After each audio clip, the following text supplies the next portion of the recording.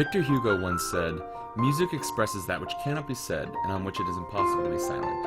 So music is super important to your videos and your channel. Just look at the difference between the exact same clip with two different sets of music.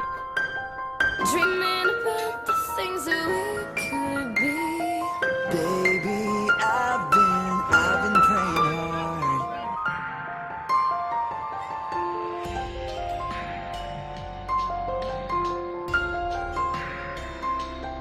As you can see, music matters. In this video, we're going to learn about how to find music that you can use and also how to avoid copyright strikes. Let's get to it. Now, you'd think it'd be simple to find a piece of music that you want and then use it in your video. However, it's not that simple at all. Music licensing is very complex. Basically, what you need is royalty-free music. That means that each time your video plays, you don't have to pay a royalty on the music you use in it. As you can see in this Google search for royalty-free music, there's lots of places to get it. However, most of the time you're going to be paying for it. A great place to use if you want to pay for your royalty-free music is to use Audio Jungle. Audio Jungle is part of the Envato marketplace. They sell everything from WordPress themes to code to audio to graphics. They have lots of great sounds and their prices are pretty reasonable. However, there's a great place to get royalty-free music for free, and that place is SoundCloud. SoundCloud is a social network where bands and artists will post their music. What's great about them is that when you post it, you can also set the license, and many people nowadays are posting their music with a Creative Commons license, specifically with a Creative Commons license that allows for commercial use. Let's see how we can find all that music right now. So search for a track. Let's say you want a track that is happy.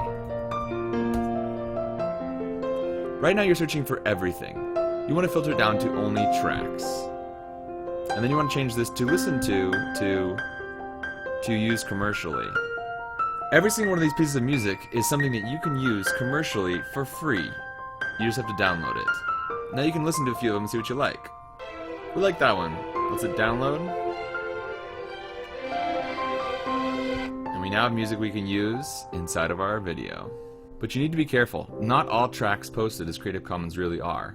You gotta use your judgment. If you see the latest Beyonce track as Creative Commons, it's probably that someone took it and uploaded it as Creative Commons, but you still don't have permission to use it. If you do, you might get a copyright strike.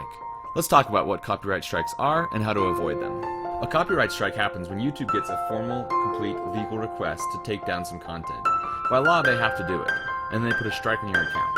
Basically what they're saying is someone who owns the copyright to either the video or the audio you used in your video has asked for them to take it down.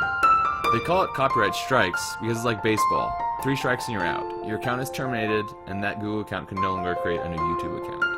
That's bad. We don't want that to happen.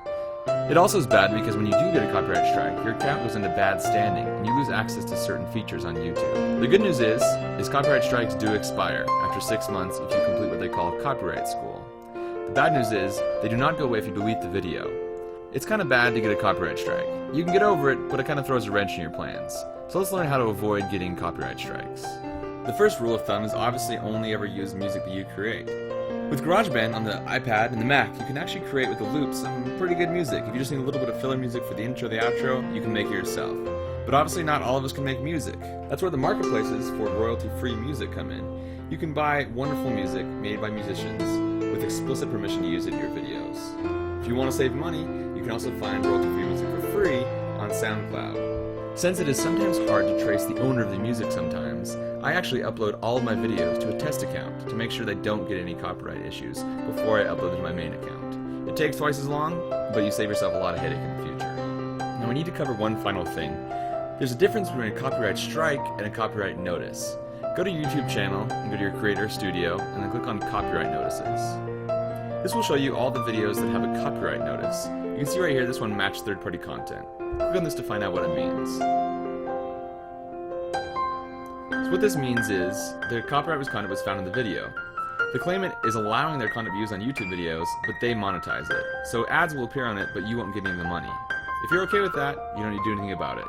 Now there are lots of different types of copyright claims, and YouTube actually has a very helpful guide that helps you understand them. So go to the Copyright Strikes Basic and click on the Understanding Copyright Claims link. This will give you all the different things that can happen to your video. You can click on them to see the different options. For example, mine said match third-party content. It tells you what it means and how to check out the claim details. Some types of copyright claims are worse than others. It's worth your time to check out all the different types of claims, because copyright owners can enforce their claims in totally different ways. Some might be totally cool with using on YouTube and just will monetize it for you. Some will block it, and that'll result in a copyright strike. You need to familiarize yourself with these types of things, and always be careful. Don't use stuff you don't have permission to. So in this video, we learned about music and copyright. We learned about where to get music, how to avoid strikes, and a little bit about the different copyright claims. Remember, the best rule of thumb is only use stuff you know you have permission to use, and upload to a test account just to make sure. Thanks for watching.